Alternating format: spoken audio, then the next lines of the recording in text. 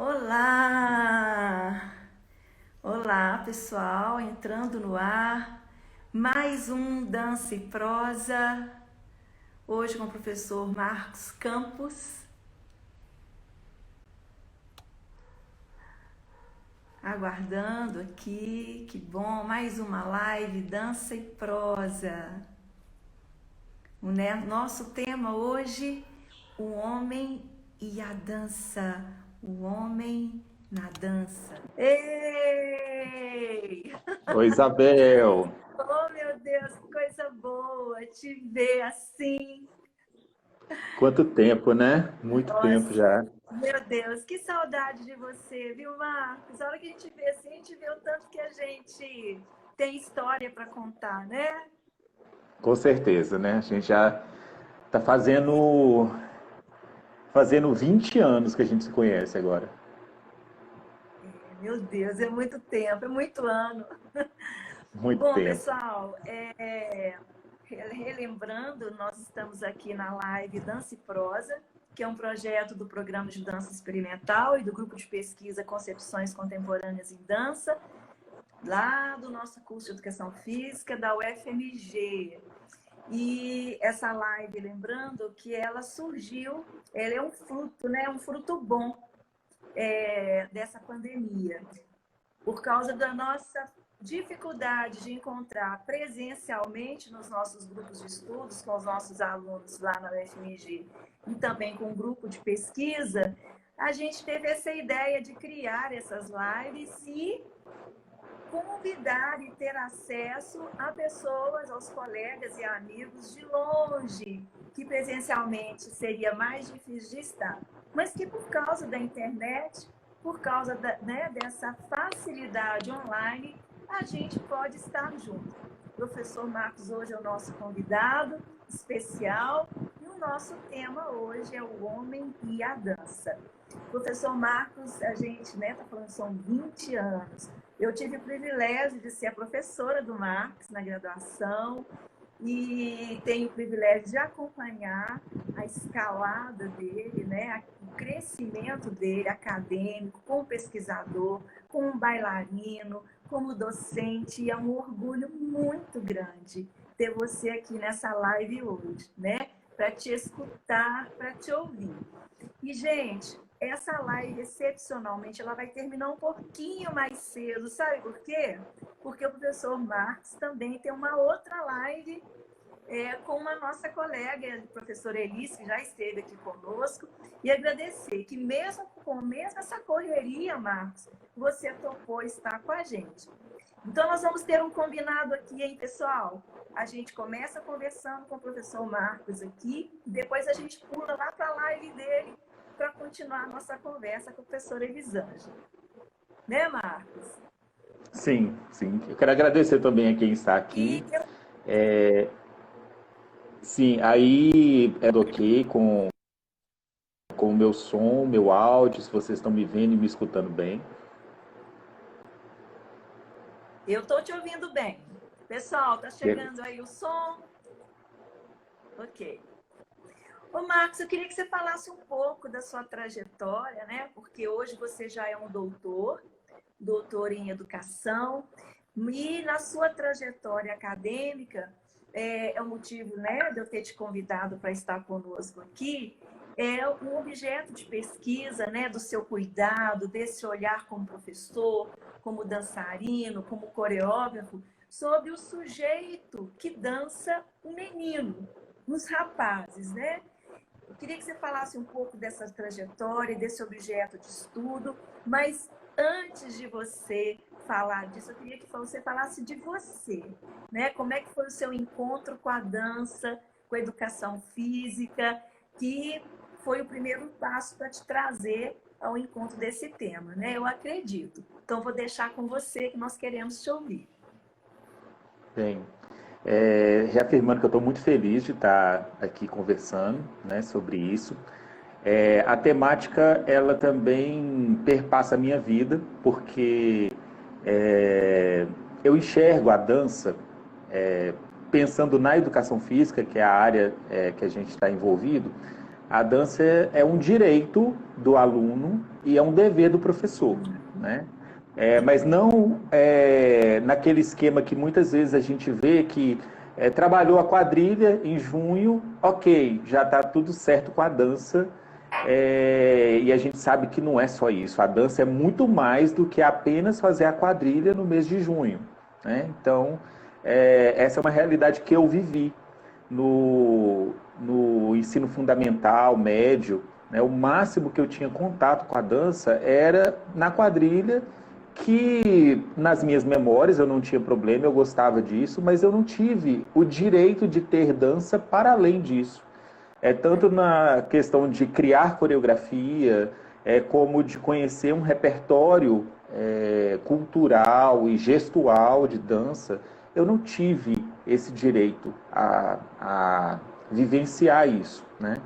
E quando a gente fala do direito do aluno, a gente fala do dever do professor, que é a nossa luta constante, né, Isabel? Da gente fazer, pelo menos os licenciados, eles compreenderem que a dança ela tem que ser trabalhada. Tem que ser trabalhada de uma forma tão elaborada quanto muitas vezes se trabalha o esporte. Até as pessoas muitas vezes acham que a gente é contra o esporte, e não é isso. A gente quer que a dança, as lutas, a capoeira, a ginástica, elas tenham o mesmo cuidado, a mesma energia, né, o mesmo tempo que é dado aos esportes, né? Então a nossa luta é essa, não é contra o esporte, de forma nenhuma, né? E a minha vida foi exatamente isso, né?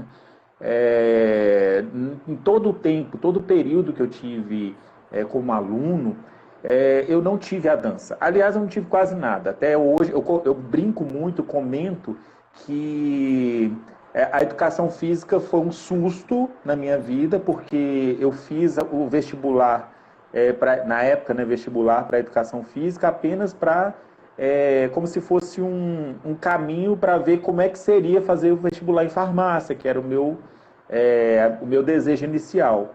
Então, naquela época a gente tinha a primeira e segunda etapa do vestibular, que de farmácia e educação física era igual, farmácia era mais concorrido, então eu queria fazer o teste da primeira e segunda etapa, então eu tinha medo de tentar farmácia para poder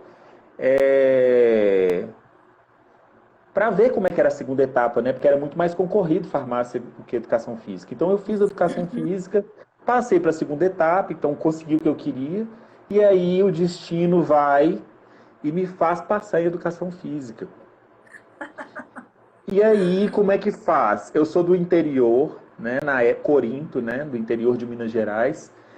Naquela época, um menino, uma menina do interior conseguir passar numa federal, como eu passei no UFMG, era uma coisa muito difícil, ainda mais eu vindo de escola pública.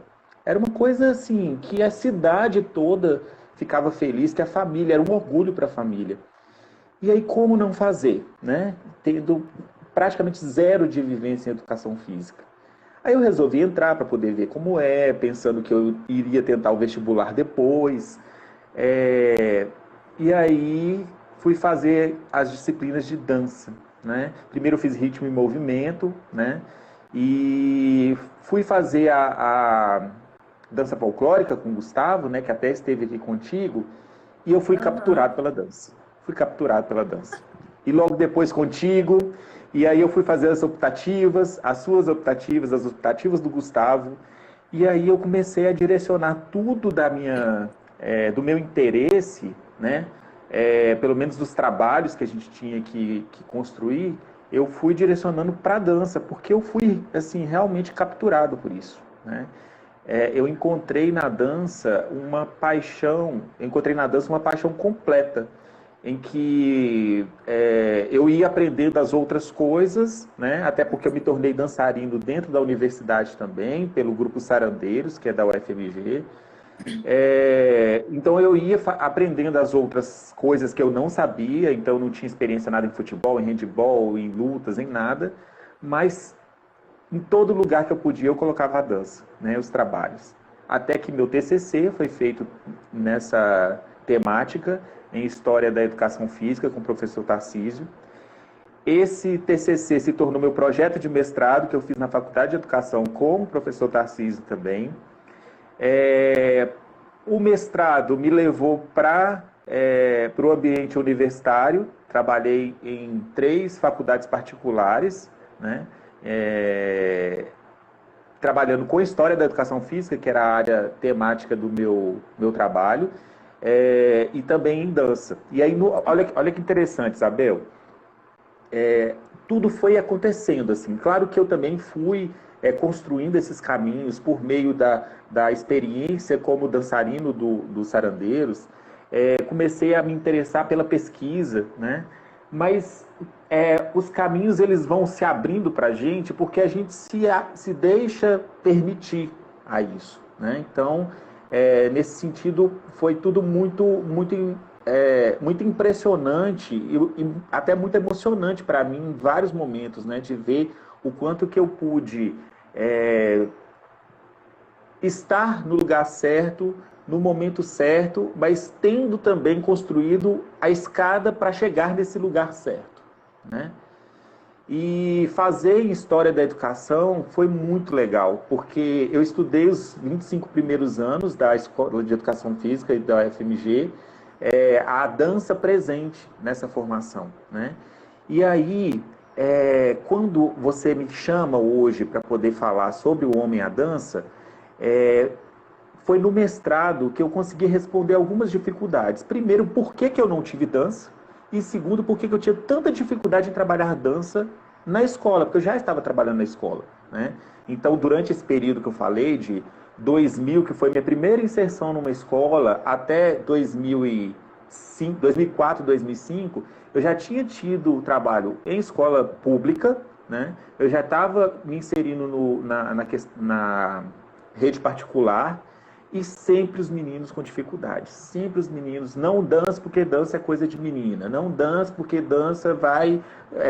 vou usar os termos que se usa, né? Não vou dançar porque dança homem que dança é viado, né? Então sempre era isso que era falado. E eu, gente, não tem condições. Como que vocês me falam isso se vocês dançam fora da escola? Por quê? E aí eles, né, ficam sem chão. Porque, como assim? Né? Então são pessoas bipolares, são pessoas de múltiplas personalidades, porque o mesmo menino que dança no carnaval, que dança na festa, que dança com a namorada, que dança com a mãe, etc., aí na escola ele não pode dançar, né? E isso foi o motivo que me levou a entender isso. Só que eu pensei pela formação dos professores. Isabel, já estou entrando nas coisas, tá? Qualquer coisa você me corta. É isso mesmo, já vai nas questões, é isso mesmo. Porque eu vou falando, aí você me corta, tá? Qualquer coisa então... eu vou te incrementando. Beleza. Então, assim, eu pensei como uma alternativa de entendimento do porquê que o menino não quer dançar na escola, e isso não só o menino, né? Os professores também acham isso, as meninas muitas vezes acham isso, direção, os pais. Então, assim, é um ciclo vicioso em que um retroalimenta o outro. Né, é uma cultura que rege esses pensamentos. Exatamente, a cultura, imaginário, representações, tudo isso entra, né, nesse contexto. E aí o que eu fiz? Estudando esses 25 primeiros anos da Escola de Educação Física do UFMG, que já era desde então o principal centro formador de professores, né, que iam trabalhar tanto na rede pública e particular de Belo Horizonte e ampliando isso para Minas também, eu notei que não tinha dança na formação dos homens. Não tinha dança na formação dos homens, né? Então eu pensei pegar de 52 a 77, esses 25 primeiros anos, para poder ver como era. Só que eu fui vendo que no início não tinha dança. Quando passou a ter dança, os homens tinham menos do que as mulheres. E começou a cair algumas fichas para mim. As fichas começaram a cair. E eu fui ver que era necessário eu ir um pouco para trás. E aí eu fui para o início do sistema escolar. Inclusive, a Elisângela chegou aí agora, a tese dela me ajudou a ampliar bastante as coisas que eu já tinha visto no meu mestrado, né? Então, basicamente, o que a gente tem, Isabel? Depois eu vou falar do depois, tá? Então, eu me coloquei agora nos 25 primeiros anos da escola, só que para entender o porquê que esse currículo aqui era desse jeito, eu tive que ir para trás. Então, o que a gente tem de referência muito rapidamente? O sistema escolar começou a ser formado no final do século XIX, né? Então, a escola, dentre as várias cadeiras, né, que era como se chamava na época, a gente tinha a cadeira de exercícios físicos. E aí a gente tem a formação do ideal de masculinidade e feminilidade começando a ser formado aí. E esse processo, ele se firmou principalmente na década de 30. Então, qual que é a realidade que a gente tem até aí? A gente vê a dança acontecendo, né, com poucos registros. Inclusive, falei com a Elisângela que eu quero ler a dissertação dela, porque ela traz alguns elementos dessa primeira fase, né, da escolarização em Minas Gerais, da formação das professoras nas escolas normais. Então, a gente tem a dança lá presente, né, mas com poucos registros, e não existe nada que mostre que homem não deve dançar. Isso não mostra registros, né, oficiais quanto a isso. Apesar de algumas fotos, a gente vê só a presença de meninas. Então, isso já dá algumas pistas. Quando chega na Reforma Francisco Campos, né, em 1927, a dança simplesmente desaparece de todos os ordenamentos, de todas as indicações do que deveria ser trabalhado nos exercícios físicos e depois se tornou educação física. Ela desaparece. E aí, quando a gente vê já num processo muito forte daquilo que era chamado de eugenia, de higienismo, né, que era exatamente higienizar os corpos para tornar corpos mais fortes, para fazer com que a raça brasileira se tornasse mais forte. E isso é um discurso muito próximo do que era o discurso do nazismo, né? Então, a eugenia no nazismo foi algo que, assim, foi a forma mais ampliada do absurdo que era essa lógica eugênica, que, digamos que era uma lógica de formação de corpos brancos, né? Então, quando a gente tem o Brasil, ao invés de fazer com que os negros, depois da escravatura, eles se fortalecessem e fossem absorvidos pela sociedade como pessoas de direitos iguais à sociedade branca como um todo, não, vem o pessoal de fora, trazem japoneses, trazem europeus. Então foi todo um processo que foi arquitetado para tentar fazer com que a população brasileira fosse uma população que se aproximasse da europeia, branca, forte, etc, etc. Né? E aí, dentro desse projeto, a gente tem a construção dos ideais do corpo masculino e feminino. E aí a gente vê, nesse processo todo, e aí a tese da Elisângela sobre a Natália Lessa ajuda nesse sentido, a gente entender a concretização disso, a gente tem a lógica de duas figuras. O homem, que deveria ser viril, forte, que luta, que combate, e a menina, que deveria ser delicada, graciosa, meiga. Então a gente tem esses ideais de feminilidade e masculinidade. Então o homem não podia ser delicado e a menina não podia mostrar força. Força é algo que está dentro do universo do masculino. Delicadeza é algo que está dentro do universo feminino. E aí o que acontece? Com a saída da dança, principalmente da Reforma Francisco Campos, mas isso em todo o Brasil aconteceu mais ou menos dessa forma, a gente tem no currículo feminino, dentre as práticas femininas, a ginástica rítmica, que é bem diferente da ginástica rítmica de hoje. Né? O que a gente chama de ginástica rítmica hoje era o que era chamado antigamente de ginástica feminina moderna. A ginástica rítmica foi uma forma que foi encontrada para tornar a dança menos livre e mais científica, porque pegou as práticas de dança e associou com a rítmica, com a música, com o ritmo, e aí a ginástica rítmica que ela fez foi abarcar a dança dentro dela. Mas tem um detalhe que não é detalhe nessa história. A ginástica rítmica só era trabalhada com as meninas. os homens não faziam ginástica rítmica. Então, isso a gente está falando de década de 20. E isso perpassa a lógica do Brasil inteiro. Aí, na década de 30, a educação física se firma, o esporte entra muito fortemente, e a gente tem, por exemplo, no esporte, os homens fazem os esportes de contato, né? Porque o homem tem que ser forte, tem que combater, então futebol. Então, são esportes que mostram a virilidade dentro desses conceitos, porque eles acreditavam, Isabel, que, por exemplo, a mulher não pode jogar futebol porque ela é delicada e porque isso pode danificar a estrutura procriativa dela. Era como se, ao ter contato forte, as pancadas, né, que muitas vezes acontecem no esporte, poderia danificar o útero dela, os ovários, ela não seria uma boa mãe. Então era um processo para que fizesse com que as meninas fossem resguardadas para cumprir o seu papel patriótico, serem mães. Marcos, mas também reforça aquela ideia que a mulher é frágil, né? Não, ela é frágil, ela não vai conseguir jogar, ela não consegue. Se ela chutar a bola, ela vai quebrar o pé. Então, quer dizer, exatamente, tem essa coisa também desse recorte da mulher na sociedade como uma peça frágil, sem opinião, não é forte, né? Não é forte em todos os sentidos, né? A Elisângela está até colocando o nome da tese da professora Eustáquia, né? Meninas à sombra, meninos à marcha. Oi. Tá me escutando? Pode falar. Tá.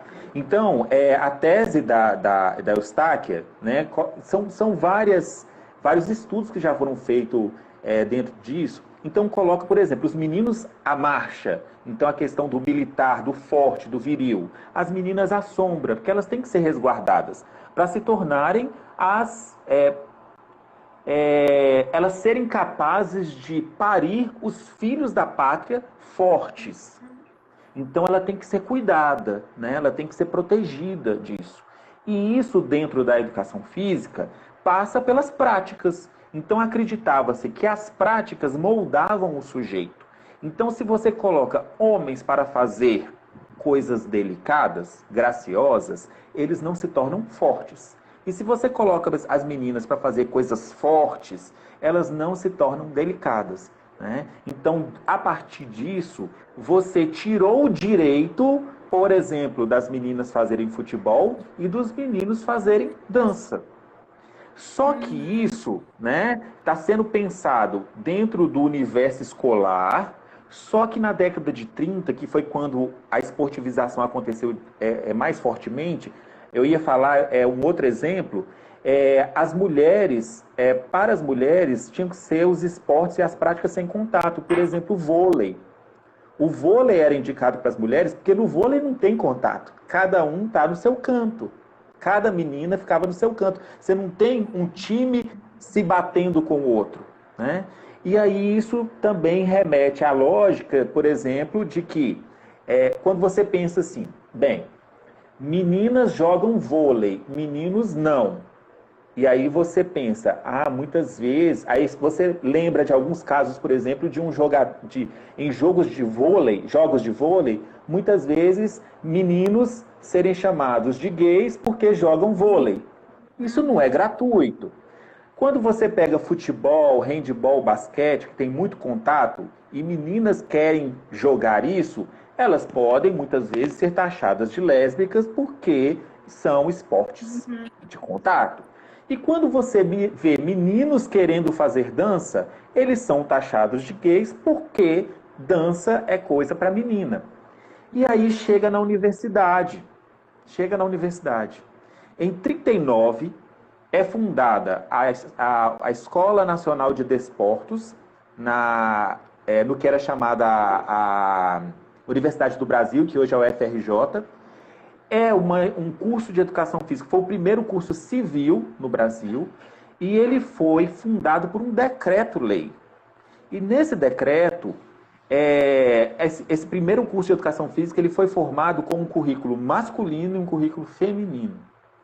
No currículo masculino não tinha ginástica rítmica, que era onde a dança estava inserida. E no currículo feminino não tinha futebol e nem desportos de luta. E esse curso ele se tornou modelo para os outros cursos que vieram acontecendo, foram formados até então. E chega em 52 na UFMG. A UFMG é criada com um currículo seguindo essa normativa. Então, os homens não faziam ginástica rítmica, as mulheres não faziam futebol e desportos de luta. Então, Isabel, o que acontece? Isso durou, só para você ter ideia, até 90. Em 91, na UFMG, é que teve a primeira turma mista, em que temos homens e mulheres fazendo as práticas juntos, as mesmas coisas. Foi a primeira... Olha, década de 90... Meu curso foi assim, a gente fazia as aulas separadas. Agora, Sim. detalhe, na aula de rítmico, de dança, a gente fazia os meninos e as meninas juntos. Era a única disciplina prática que a gente tinha aula junto. Mas foi também... Isso. E aí, o que acontece, Isabel?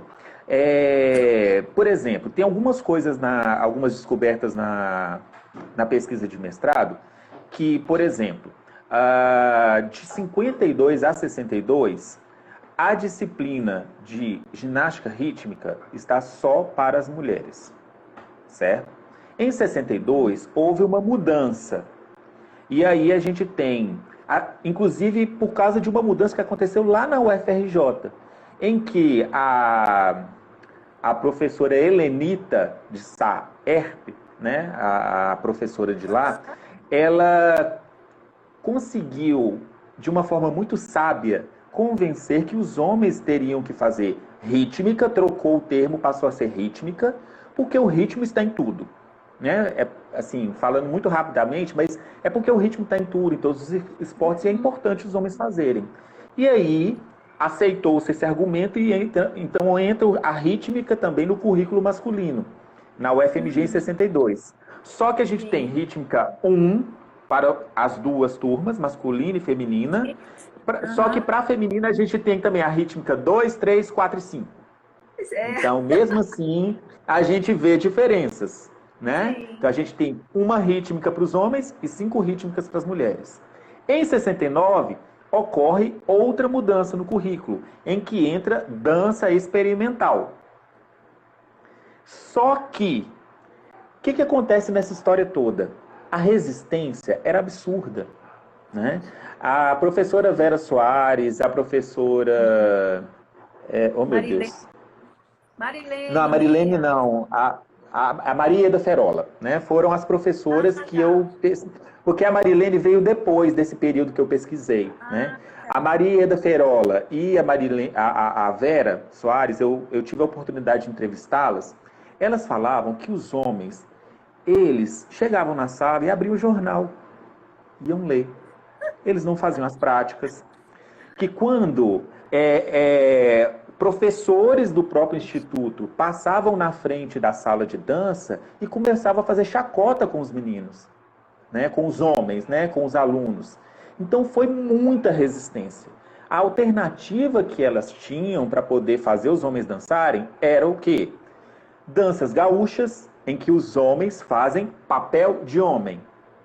Danças de desafio, danças de facões, catira, que eram danças que tinham uma representação de masculinidade. Ali o homem está fazendo o papel de homem. Não tinha danças neutras ou danças que denotassem algum elemento gestual ligado à delicadeza. Né? Aí, Isabel, o que acontece nisso tudo? Né? Pense o seguinte, é um ciclo mesmo. Então, eu sou uma criança, eu estou falando dessa época, até 90, né, em que a gente tem o final desse currículo dividido. Né? A gente tem um ciclo vicioso, né, que ele não é quebrado nessa história. Eu sou um menino que eu chego na escola, ensino fundamental e médio, até educação infantil, né, eu não tenho dança. Nas aulas em que o meu professor, homem, ministra. Certo? Aí eu me torno adulto e vou fazer educação física, por exemplo. Aí eu chego no curso de educação física Eu não tenho dança no currículo. Eu me formo, vou dar aula numa escola. As escolas são divididas, as turmas por sexo. Então eu, professor homem, vou dar aula para meninos. Eu não vou trabalhar dança Nunca. com os meninos. Não Porque teve na eu não formação. tive isso na minha vida. Eu não tive na minha vida. E quando fala formação, é a formação anterior à graduação também. Né? É o todo, né, Marcos? E aí o que acontece? Se eu não faço educação física, aí eu me caso, tenho um filho, homem, eu vou colocar meu filho homem na dança? Não. Nunca. Eu vou colocar no judô, eu vou colocar no futebol, porque foi isso que eu aprendi. Que dança, eu vejo as minhas colegas de turma e as minhas colegas de universidade, se eu estiver fazendo educação física, eu vejo só as mulheres fazendo dança, porque é dito, o currículo, ele constrói uma lógica no mundo escolar e fora dele também, de que o lugar da dança deve ser ocupado pelas mulheres. Os homens não devem fazer isso. Então, a gente tem uma situação que faz com que se crie um estigma, que foi um conceito que eu utilizei na minha tese, né, a partir do... Oh, meu Deus! Como é que a gente dá o branco na cabeça da gente, né? Erving Goffman, o Erving Goffman, ele fala do estigma. Uhum. Toda pessoa, o estigma, ele é construído a partir de uma norma, de um padrão. Nessa realidade que a gente está colocando aqui, o padrão é: homens não dançam na escola, mulheres não jogam futebol na escola. Todo mundo que foge disso está sujeito a ser estigmatizado. Então, um menino que gosta de dançar, ele tem duas alternativas numa situação como essa. Ou ele resolve fazer dança e sofre todas as consequências do estigma em ser alguém que gosta de dança, ou ele reprime essa vontade dele de dançar porque ele não quer ser motivo de chacota. Então, a gente tem uma realidade que não ajuda. E isso também fora dos locais que é permitido o homem dançar fora da escola. Por exemplo, dança de salão, em que o homem faz o papel de homem. Ou danças urbanas, hip hop, né, dança de rua, em que a gente tem um padrão masculino de gestualidade de comportamento. Né? Então, nessas realidades em que a gente tem na sociedade um reflexo disso que é construído também na escola, a gente vê que os homens só vão fazer dança fora da escola naquilo que é permitido a eles sem sofrer estigma. Isso não vai acontecer no balé. Por quê? Eu aprendi na escola que delicadeza é coisa para mulher.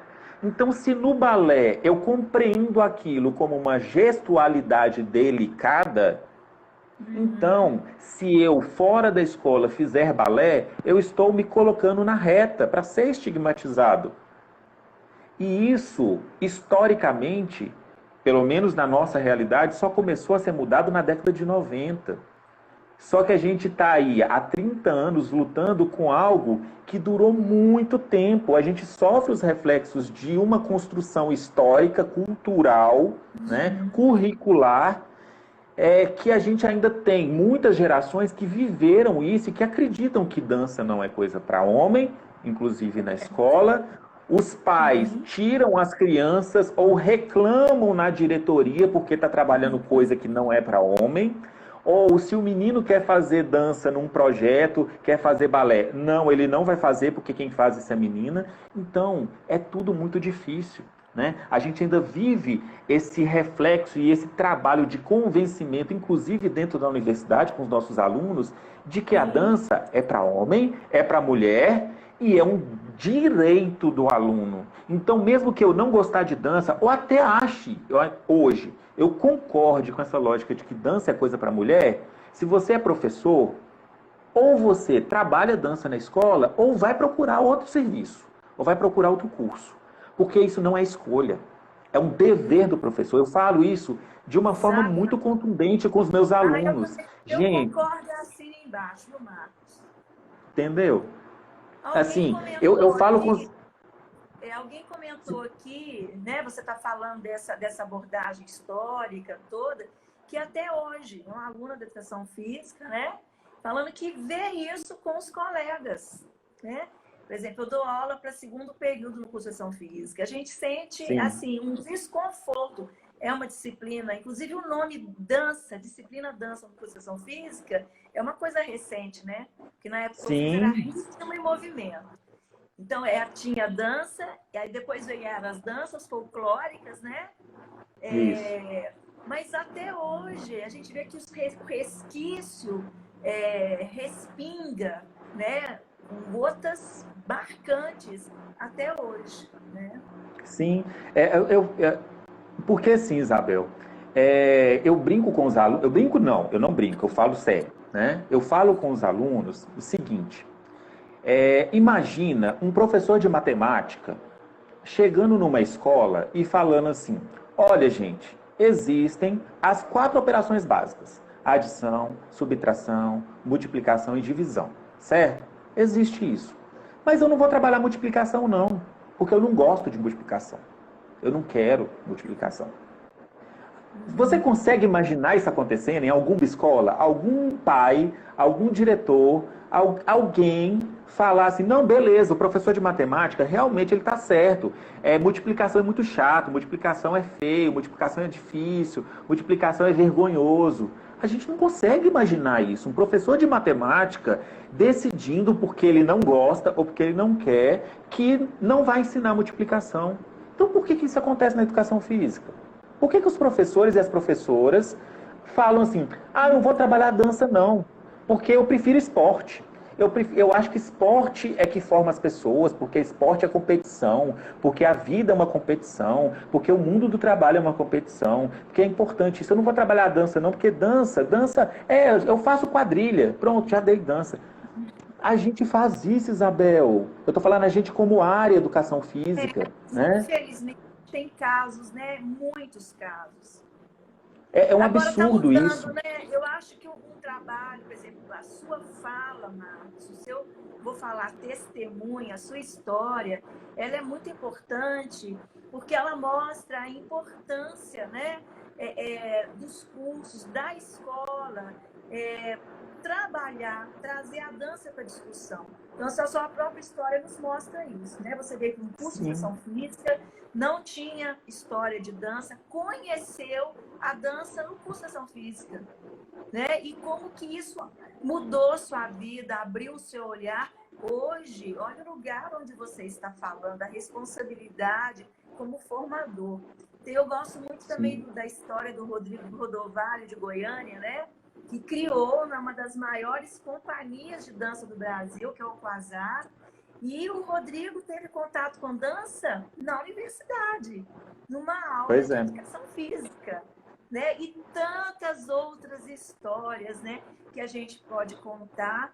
Quer dizer, são pessoas que descobrem na dança um motivo de vida, uma linguagem, um mote de trabalho, pagam as Sim, suas contas e, mais do que isso, formadores de opinião. Você falou sobre estigma, e o nosso tempo está caminhando para o final. Eu acho que seria muito interessante você trazer um outro conceito, que é muito caro que você trabalha, que é o conceito da sexualidade, né? Quer dizer, você tem um sim. estigma, tem uma abordagem, o da sexualidade, se der tempo, a gente fala do terceiro. Tá. O que as suas É, é, pesquisas apontam para esse conceito? o Paulo, que dançou comigo no Sarandeiros, ele está falando que o pai dele, lá em Curvelo, não falava que ele dançava, falava que ele jogava futebol, né? Então, assim, você vê que isso trouxe uma construção de uma lógica e que entra no terreno da sexualidade. Porque o que, que acontece? Eu vou puxar agora o que eu estudei na tese, tá, Isabel? Na Escola de Dança de Paracuru, né? Para quem não Sim, conhece, ótimo. a Paracuru é uma cidade a 84 quilômetros daqui de Fortaleza, né? E lá fundou o professor Flávio Sampaio, que é referência no balé no Brasil inteiro. Ele fundou lá, há cerca de 20 anos, uma escola de balé. E durante muito tempo, a maior parte dos alunos da escola eram homens. Só que foi uma história que eles viveram, que os meninos sofreram muito, que é uma cidade do interior. Aqui é até engraçado, né? Apesar de ser uma cidade de praia, eles chamam cidade do interior, né? Então é uma cidade do interior que pequena. E aí eu falo, pela minha experiência como alguém que vem de uma cidade pequena, né? Todo mundo conhece todo mundo. Então não tem como esconder as coisas, não. Muito menos eu estar fazendo aula de balé numa escola de balé dentro da cidade de Paracuru. E aí, o próprio Flávio Sampaio, ele apanhou do pai, quando ele resolveu fazer balé, ele fazia escondido. Lembra muito a história de Billy Elliot, aquele filme incrível, né? Que traz essas questões. Todo mundo deveria assistir, né, Marcos? Sim, é perfeito. Perfeito esse filme para pensar isso. Então, o que acontece? Quando ele volta para Paracuru e funda a escola de dança de Paracuru, muitos meninos começam a fazer e eles vivem todo tipo de estigma por causa disso. Mas o estigma principal perpassa as discussões de sexualidade, né? A minha tese, é claro que as questões de gênero, elas passam também por isso, né? Gênero diz respeito mais à identidade, como a pessoa se apresenta, né?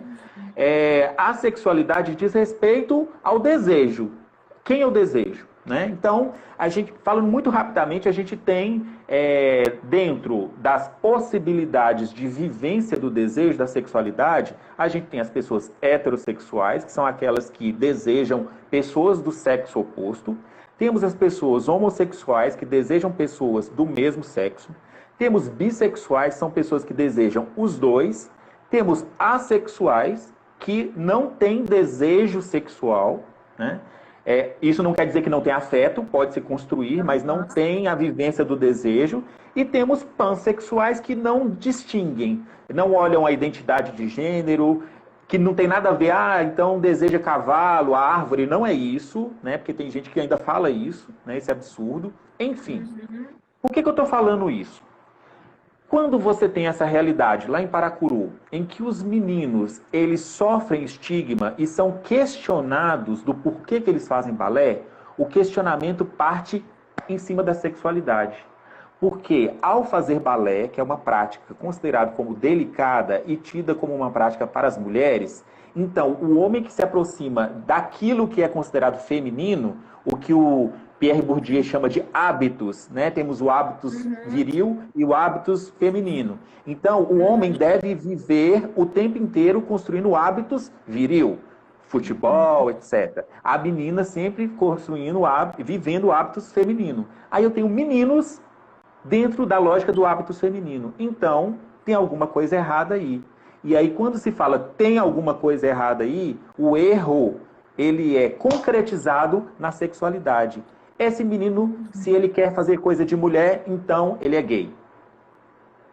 E aí, foi uma situação de luta gigantesca, em que o Flávio Sampaio, uma vez, por exemplo, passou um ônibus para ir para a parte rural de Paracuru, e os meninos fazendo aula, porque eles faziam aula numa casinha em frente à praça principal, a praça da igreja, e aí passou o ônibus e o povo tudo gritando, debochando dos meninos. Ele pegou o carro e entrou na frente do ônibus, parou o ônibus, entrou na frente do ônibus, entrou dentro do ônibus e falou assim: tá aqui o viado, quem vai ser o primeiro a fazer alguma coisa?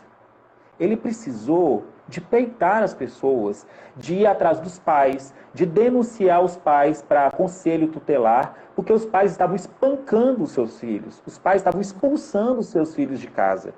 Ele teve um aluno que foi morar com ele, ele ficou com a guarda desse menino, porque a mãe não quis que ele fizesse dança. A mãe resolveu mudar de Paracuru para Fortaleza, para que o filho dela não fizesse balé. O menino falou: eu não vou, eu vou ficar aqui. Então, dá um jeito, vê o que você faz. O menino foi criado durante muito tempo pelo próprio Flávio Sampaio. Então, são situações assim, de bullying na escola, de levar pedrada no palco, eles dançando, jogarem pedra, apenas porque eles estavam fazendo balé, E é óbvio que isso tudo que eles sofreram foi por causa de uma construção que vem lá da escola, que coloca que fazer algo feminino, não é só da escola não, da sociedade como um todo, né? É um grande complexo que faz com que a gente ache que tal prática é para homem, tal prática não é para homem. E balé não é para homem, porque balé é para mulher, né? Ou então o homem que faz, a gente tem que desconfiar de alguma coisa. Então esses meninos, a maioria deles, hétero, eles eram taxados dessa forma. A coisa é tão absurda, Isabel, eu tô de olho no tempo, tá? Para eu não ficar sem falar o que eu acho importante dentro daquilo que eu Por pesquisei. isso eu tô deixando você falar exatamente. Tá. Aí nós vamos marcar. Nós vamos ter um outro encontro, pessoal, já vou adiantar. O Marcos vai estar no nosso seminário internacional Concepções Contemporâneas. E a gente vai estar aprofundando mais esse assunto, né, Marcos? Sim, Mas sim. vai lá. Eu vou fazer um vídeo legal, inclusive com imagens. Eu vou preparar uma coisa muito bacana para vocês. Então, na história lá de Paracuru, para ter ideia, não foram só os meninos que sofreram estigma. As meninas também sofreram. Né? Tinham duas integrantes da companhia de dança de Paracuru, né? Porque tinha escola e formou-se a companhia de dança. Duas meninas, criou-se uma coreografia de um espetáculo, e nessa coreografia, duas meninas elas dançavam se batendo, né? Uma coreografia muito forte, né? E elas decidiram, por causa da lógica que elas construíram nessa coreografia, que elas tinham que cortar o cabelo curto, igual o seu. As duas cortaram o cabelo bem curtinho, igual o seu. As pessoas começaram a falar que elas estavam namorando, que elas eram lésbicas. E elas estão dentro de uma escola de balé. Então, mesmo as mulheres, numa escola de balé, se elas se comportassem fora do padrão aceito como masculino, como feminino no caso delas, elas têm a sexualidade questionada. Então, quando a gente fala de toda essa questão, dança é coisa para mulher, mulher não pode ser forte, homem que dança, a gente tem que desconfiar que tem alguma coisa errada. Mulher que joga handball, tem alguma coisa estranha aí. A gente está falando das discussões de sexualidade. E dança não sexualiza alguém. O desejo sexual, ele é inerente. Então, uma pessoa... Não, existem bailarinos héteros, existem bailarinos gays. Existem jogadores de futebol gays. Né? Existem bailarinas lésbicas. Né? Existem bailarinas lésbicas. Não é a profissão, não é a escolha que vai determinar a sexualidade, né? Não é isso. Então, trabalhar com dança para meninos, crianças, ainda na escola, não vai fazer o menino virar gay. Não existe isso. Não existe isso. Isso é inerente. A pessoa nasce assim ou assado. Ele nasce hétero, gay, bi, seja o que for. Aí são outras questões. Se ele vai vivenciar a sua sexualidade inerente, é outra coisa, né? Que às vezes as pessoas confundem. Fala que orientação sexual é opção sexual, não é isso. A pessoa pode, por exemplo, ser gay e optar não viver essa sexualidade. Agora dizer que o menino fez uma coreografia lá que ele estava com uma coisa diferente e tal, pronto. E isso vai fazer aquele menino virar gay. O professor fez a menina jogar futebol, pronto. A menina vai virar lésbica. Isso não existe.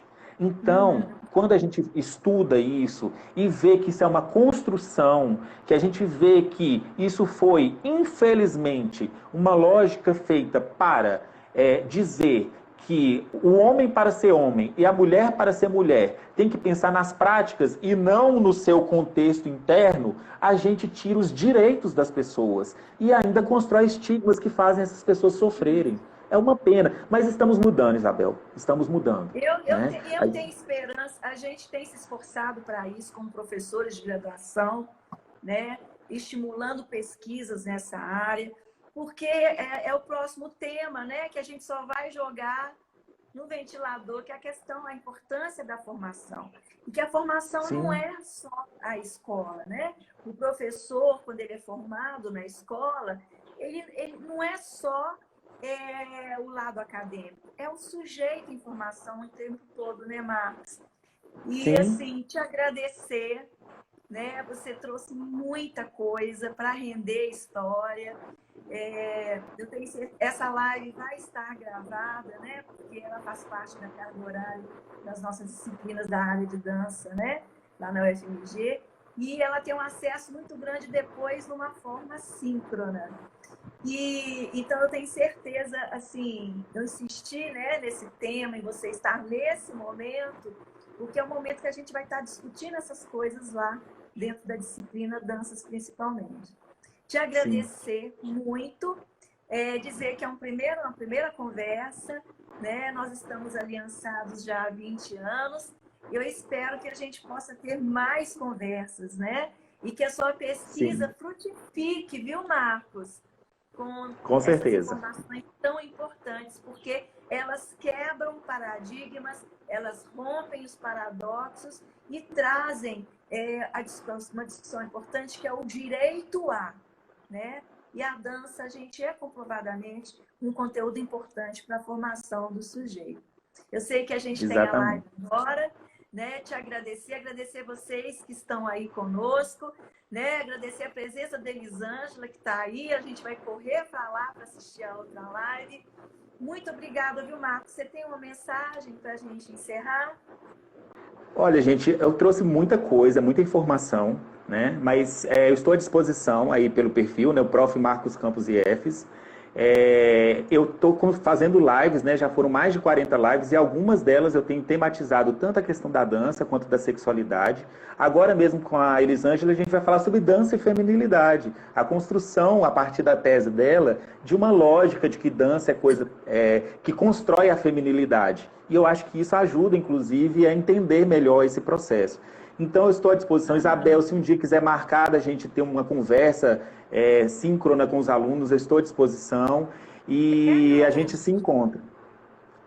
Estou à disposição. Vou te ligar, vou combinar no privado esse encontro. Gente, e eu agradeço a todo mundo, tá?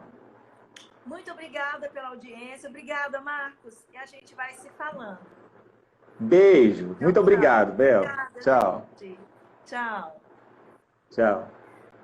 Bom, pessoal, o professor Marcos precisa sair e eu deixo aqui o convite para o nosso seminário em novembro. Envie seu trabalho, você pode estar enviando seu trabalho para as comunicações orais, você pode estar enviando seu trabalho para as mostras de dança, a mostra de videodança e para os trabalhos em pôster. Nos encontramos, conto com vocês. Semana que vem tem mais Dança e Prosa. Tchau, tchau. Obrigada, gente. Até a próxima.